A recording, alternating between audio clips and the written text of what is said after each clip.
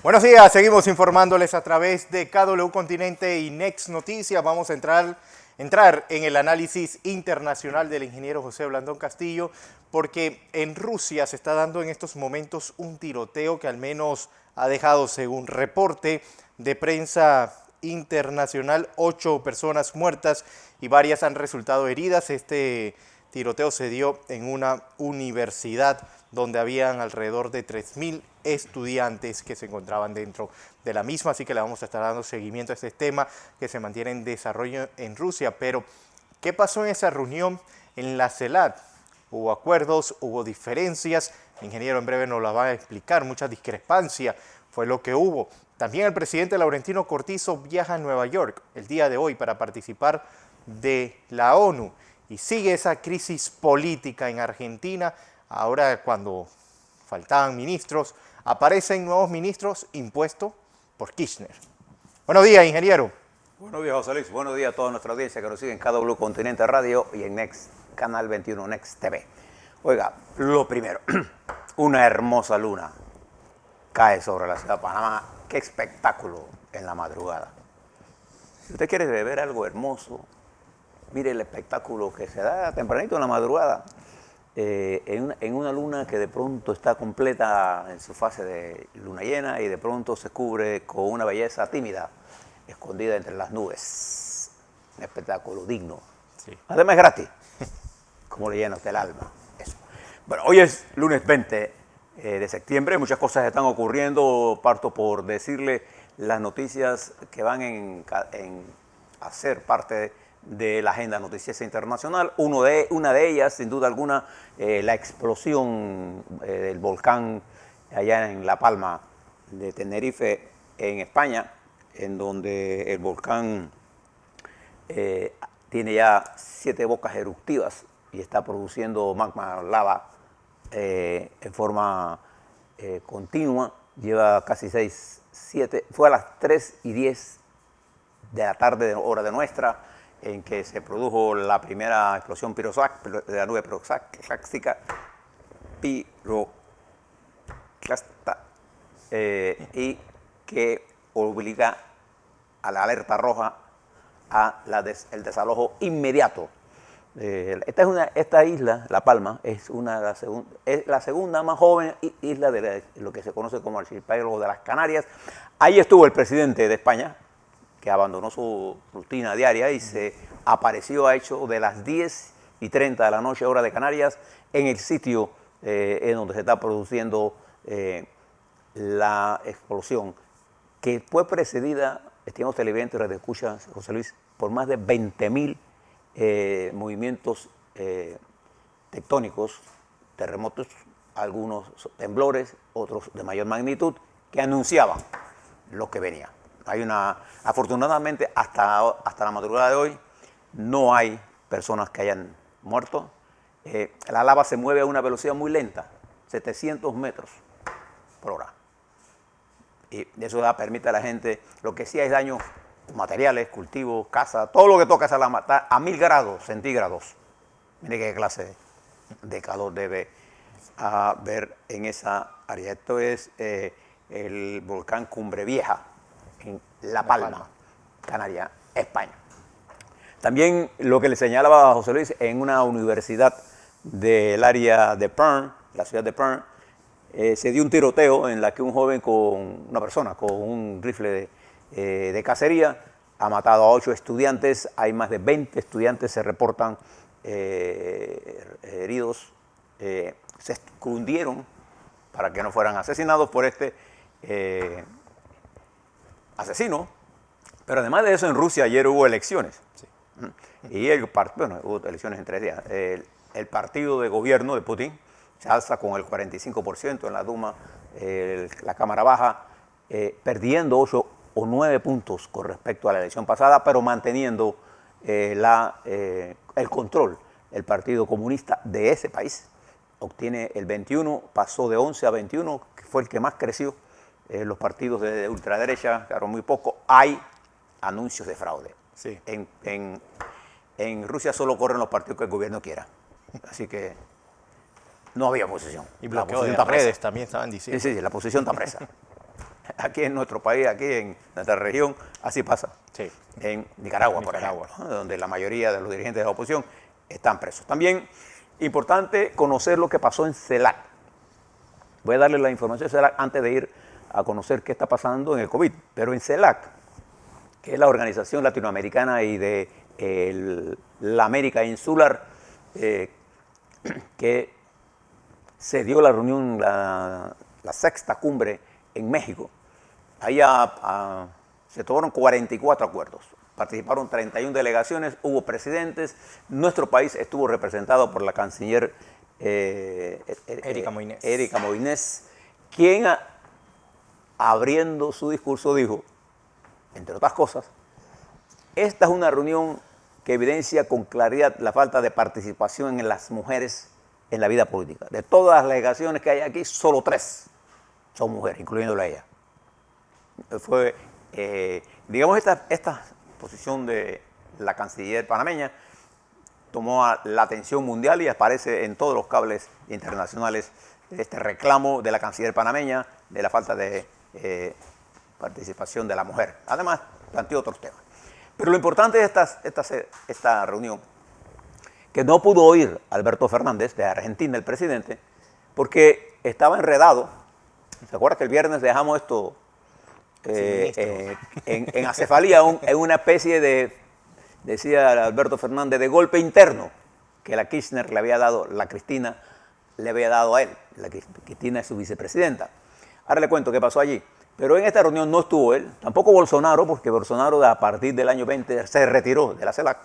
Sí participaron presidentes, estuvo Maduro, estuvo el presidente de Cuba, estuvo el presidente de la calle de Uruguay, estuvo el presidente Aldo Benítez de Uruguay, de Paraguay, y se formó el Trepa que sube. Hubo acuerdos importantes en materia climática, en materia de cooperación, se discutió el futuro de la OEA, pero lo que llamó la atención fue la confrontación entre el presidente de Cuba, Díaz-Canel, y su homólogo uruguayo, en donde el presidente uruguayo citó los versos de Viva Cuba y habló de la dictadura, qué sé yo.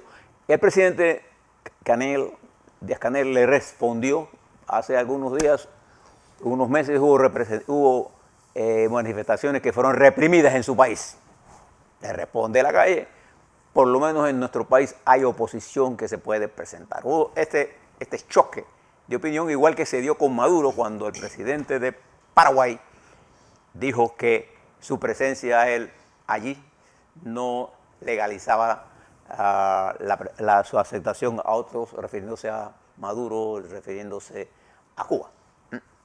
Esta es la segunda visita del Díaz-Canel a México.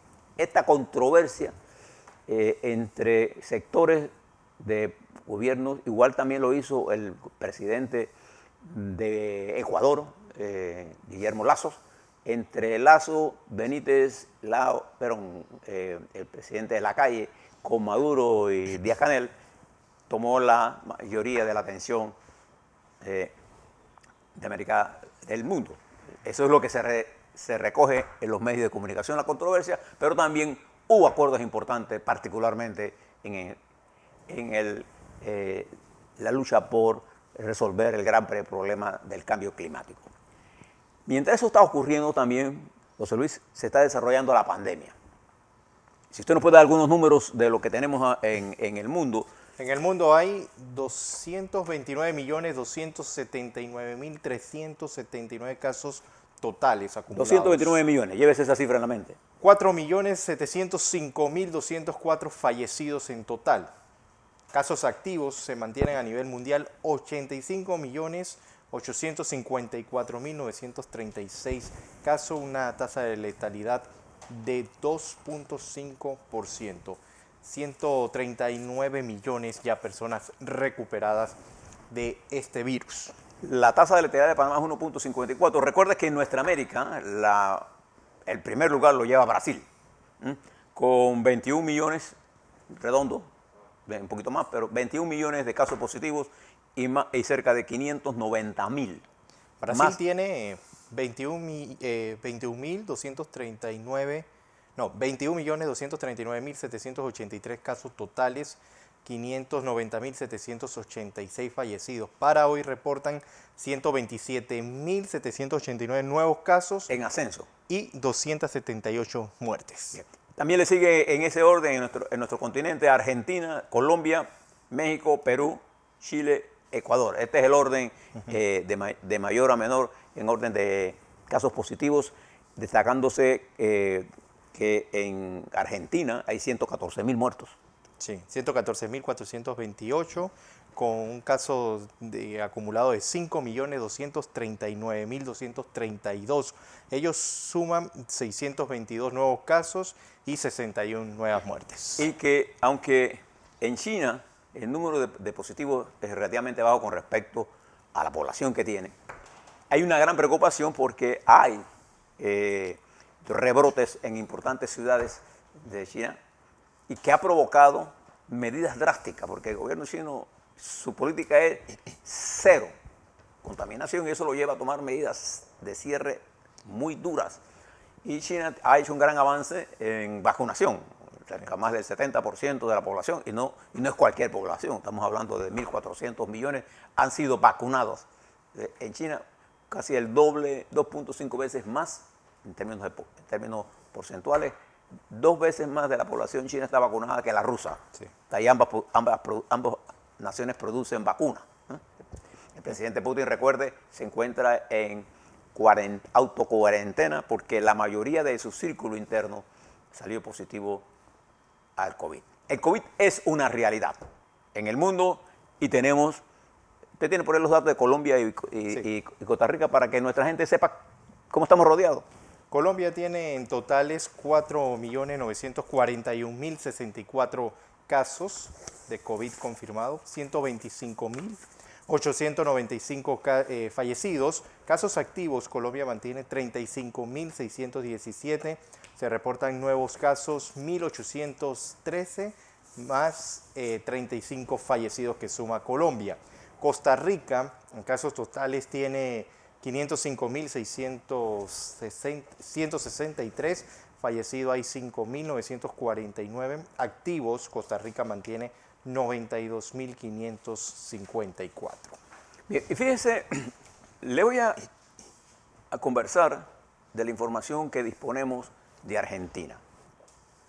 ¿Y por qué para nosotros es importante lo que está pasando en Argentina? Porque en Argentina hay una división a lo interno de las fuerzas peronistas, de la fracción que encabeza la señora Cristina Fernández, viuda de Kirchner, y la fracción que preside el actual presidente de la República, Alberto Fernández. Se recuerda que le dejamos el viernes en que había una crisis de gabinete y un fuerte enfrentamiento público entre la vicepresidenta y el presidente, con duros recriminaciones a ambos. Y esto produjo y está en desarrollo una de las crisis políticas más profundas de las últimas décadas en Argentina, la división que se ha producido ahí. Porque además Argentina está pasando por una crisis de una alta inflación, los precios se han disparado, un gran daño a la economía, un gran desempleo juvenil particularmente, y la pandemia. Entonces hay una mezcla y un gran endeudamiento y hay un gran nivel de incertidumbre en el futuro de la economía. Entonces, en las elecciones primarias, que no decidieron nada, las elecciones primarias no decidieron nada en términos de que no votaron por ningún poder. Esa es una elección que en Argentina es abierta, todo el mundo puede votar. Lo que se convierte es una gran especie de referéndum de evaluación del gobierno y de las fuerzas políticas. Punto. Es como si fuera una gran encuesta. Eso es lo que fue. En esa gran encuesta, el partido gobernante, el peronismo, sufrió una gran derrota. Derrota desde el punto de vista de comunicación, porque no se ha definido nada. Las elecciones son dentro de 2 meses para el poder legislativo. Ahí lo que se cogieron fueron los candidatos, punto.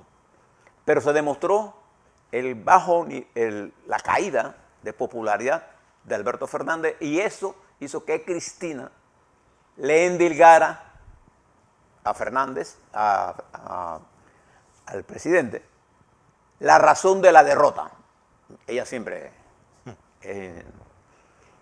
no tiene la responsabilidad de nada, pero ella es parte de este problema. Y eso hizo que en el fin de semana el presidente no se pudiera mover hacia México.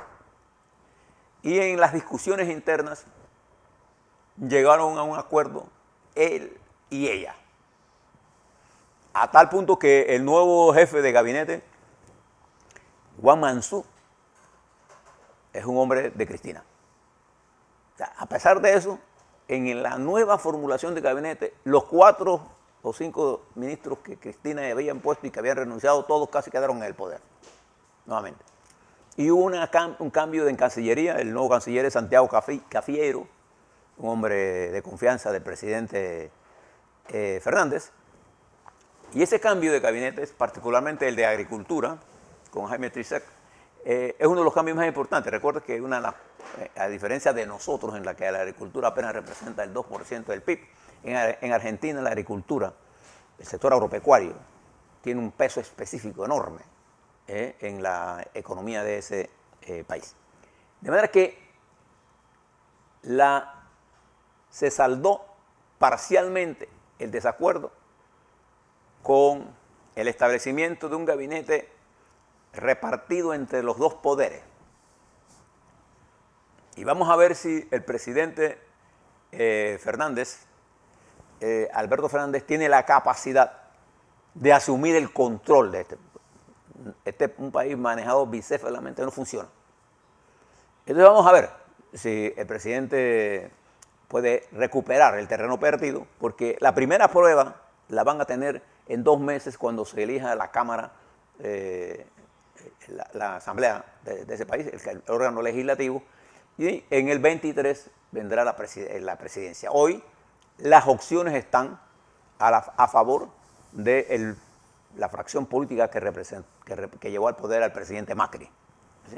Argentina se puede mover del centro izquierdo al centro derecha, impulsado por una fractura en la dirección política del peronismo. Eso, preste la atención a esto, porque esto refleja mucho cuando las fuerzas que gobiernan no entran en armónica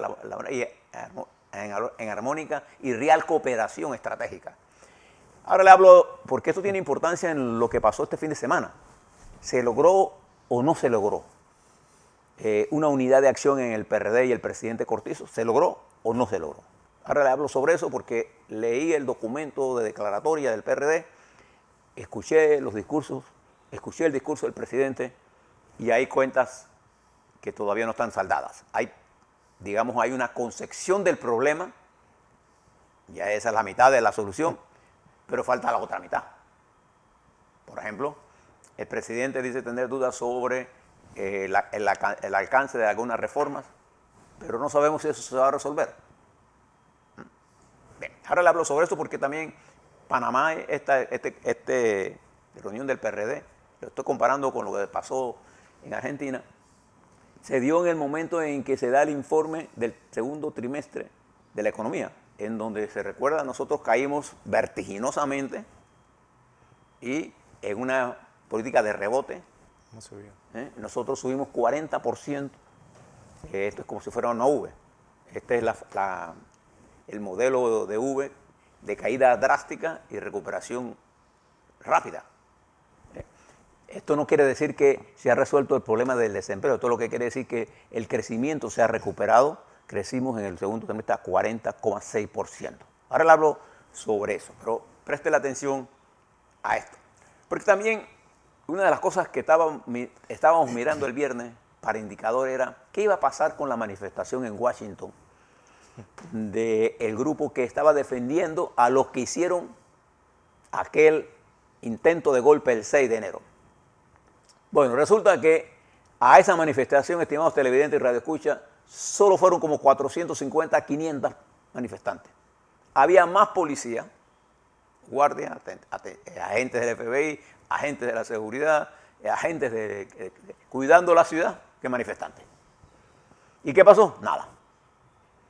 Lo único que pasó es que, por un lado, el presidente Trump impulsaba a estos jóvenes, a estos señores, pero la dirección del Partido Republicano no se sumó a eso. Además, en Washington, el sábado no había nadie. El Congreso, la Cámara de Representantes, el Senado está en receso. Y la manifestación fue un fracaso. 500 personas, más policías, había más policías ¿Qué persona que protestando? manifestantes. Y ellos lo que están pidiendo, hay más gente denunciada, cerca de 700 personas, por el intento de golpe del 6 de enero del 2021, y hay cerca de 200 personas que están imputadas y hay como 70 presas. Bueno, esa manifestación era en solidaridad a ese grupo que está bajo investigación, que era mayor que el que se estaba manifestando. Bien. Preste la atención a esto y preste la atención a esta noticia que no la veo destacada en ningún lado. Bueno, sí está destacada en algunas áreas, pero en términos generales. Preste la atención a lo que está pasando en Haití. La situación de Haití se ha deteriorado a tal nivel que nadie manda. Solo manda, los que tienen poder son las bandas armadas. Y esto ha provocado un éxodo a diferentes áreas de América. Y una parte de esa población se concentra en la frontera de los Estados Unidos y ya alguna de ellas ha pasado a cruzar el Río Grande y se encuentra debajo de un puente. Y los Estados Unidos ha declarado públicamente que los va a repatriar. Y que recomienda que no viajen hacia allá. Hay cerca de 10.000, de esa cantidad, hay como 10.000, la mayoría son haitianos. Es lo que yo le explicaba hace una semana. El problema de Haití no solamente el problema interno de Haití, es el problema que genera con la migración ilegal, no solamente para los Estados Unidos, sino para Colombia, para Ecuador, para Brasil, para nosotros. Costa Rica. Al lado de la frontera de Colombia hay miles de gente que Colombia deja llegar hasta la frontera en incumplimiento a los acuerdos que tenemos. ¿Y esa gente dónde entra? Ante nosotros. ¿Y ellas hacia dónde van? Ellos quieren irse a los Estados Unidos. ¿A quién ponen presión? A Panamá, con gastos, y a Costa Rica. Y de pronto quedan en la frontera en los Estados Unidos. Y los Estados Unidos, para mí, deberá entender que la crisis de Haití, la crisis de los migrantes ilegales, no se resuelve en la frontera de ellos, se resuelve en Haití. Se resuelve cuando tengamos la decisión de estabilizar y apoyar el desarrollo de ese país, que vive en una pobreza extrema, no solamente por el COVID, el terremoto, la fractura política que hay en ese país, la falta de mando, las bandas organizadas. Haití es un traspaso del narcotráfico. Entonces el crimen organizado controla parte de las ciudades, se asesina un presidente, no hay elecciones, la Corte Suprema de Justicia está incompleta, solo hay menos de un tercio de senadores activos, no se puede activar la asamblea porque no ha habido elecciones. Entonces lo que hay ahí es un perfecto desorden, sin control. Y lo que produce entonces es una migración que al final queda en la frontera de Colombia poniéndole presión a Panamá. Préstele atención. Y los Estados Unidos haría bien en que juntos con nosotros en América Latina le busquemos una solución a Haití para que se disminuya ese flujo migratorio y se pueda estabilizar. Recuerde que Haití, en ese pedazo de isla, que es más pequeño que República Dominicana, tiene 11 millones de habitantes. Y hablar del hambre. Sí, el hambre es una cosa... Sí. Bien, preste la atención a esto, porque por ahí viene un flujo migratorio que pasa por aquí y pone presión a nosotros en materia no solamente de costos, sino de transporte de enfermedades y fitosanitarias, más enfermedades propias que vienen de migrantes que vienen por zonas selváticas que bajo muy extremas condiciones, niños con hambre. Nosotros le damos buena atención en Panamá, pero al final eso está presionando nuestra capacidad de manejar otras cosas. El flujo migratorio ilegal es una cosa que los países no deben permitir. El flujo migratorio legal es otra cosa.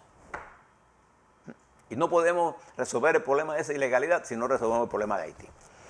Ahora preste la atención a algo que está ocurriendo en la República Popular China. Les decía la semana pasada que una de las cosas que está ocurriendo es que esta pandemia ha dejado sin contenedores al mundo. Y como hay restricciones en algunos puertos grandes de China, el flete por carga contenerizada ha subido de 4.000 y tanto a 20.000, moviéndose de China a los Estados Unidos.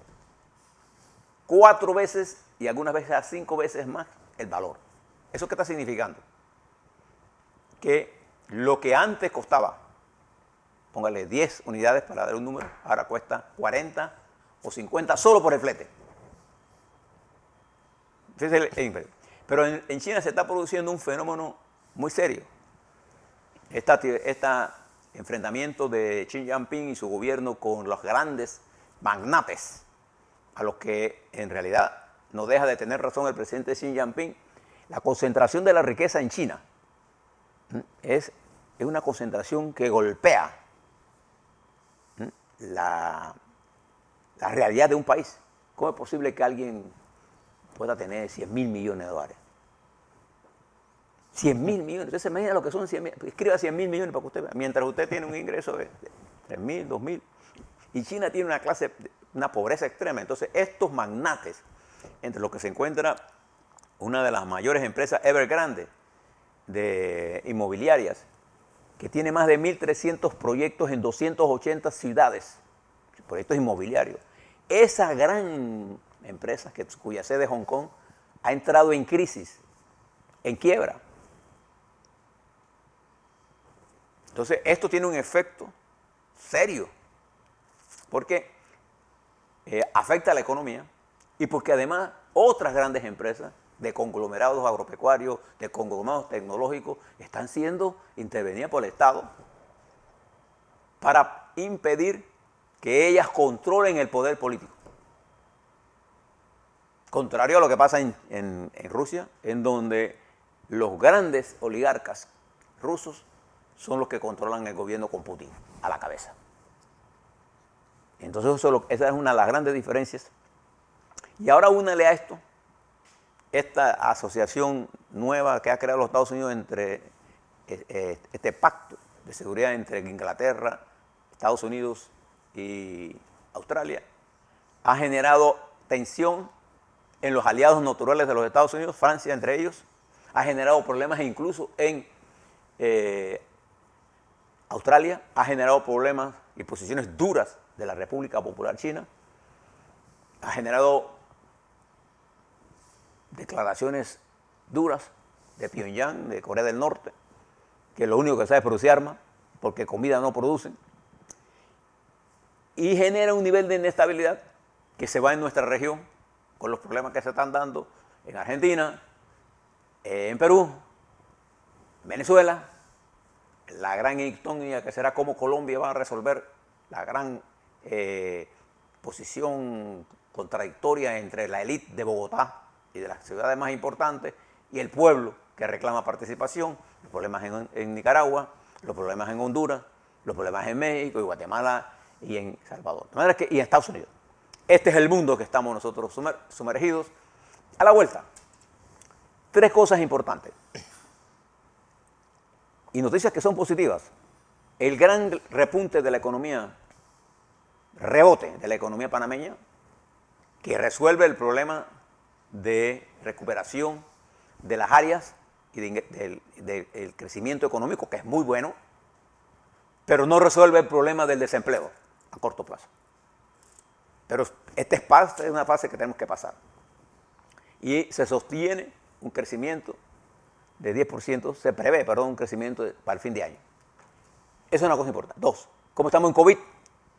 Y verá los números usted, ¿qué pasó en el directorio del PRD y las decisiones que tomó el Tribunal Electoral, que como le habíamos adelantado, primero, bueno, entre otras cosas, acepta la denuncia que puso Yanivel Ábrego y un grupo de diputados de Cambio Democrático contra la dirección del Partido Cambio Democrático por el uso del subsidio electoral. Y quiero que sepan que esa es la única denuncia que hay, no hay de los otros partidos. Y la decisión del Tribunal Electoral de no acatar, declarar sin sentido el llamamiento a directorios para cambiar las presidencias, a pesar que en uno de ellos, en el caso de Cambio Democrático, el fiscal electoral había dicho que sí, que era necesario hacer esto. El Pleno del Tribunal Electoral, que es el que tiene el mando, dijo que no. De manera que no habrá cambio de dirección en Cambio Democrático por el momento. Vamos a hablar de todas esas cosas a la vuelta.